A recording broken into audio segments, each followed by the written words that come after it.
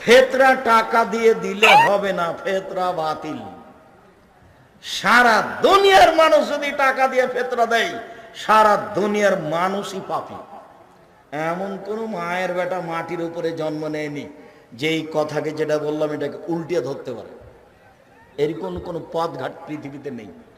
আমি আপনার ঘরের ছেলে কথাই ঠিক, আমি আপনার ভাই এ কথাই ঠিক, তবে আপনি মনে করেন না যে আমি ধুলাই পড়ে থাকি।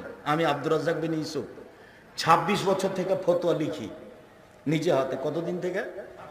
26 বছর থেকে। 6 বছর থেকে ফতোয়া বোর্ড পরিচালনা করি। আমার সামনে বড় বড় বিদ্বান বসে থাকেন দেশ বিদেশের, যাদের বেতন 70-80 হাজার, 1 লক্ষ বেতন যাদের। জামিয়া সালাফিয়া ডাঙ্গিপাড়ায় বিদেশি শিক্ষক আছেন।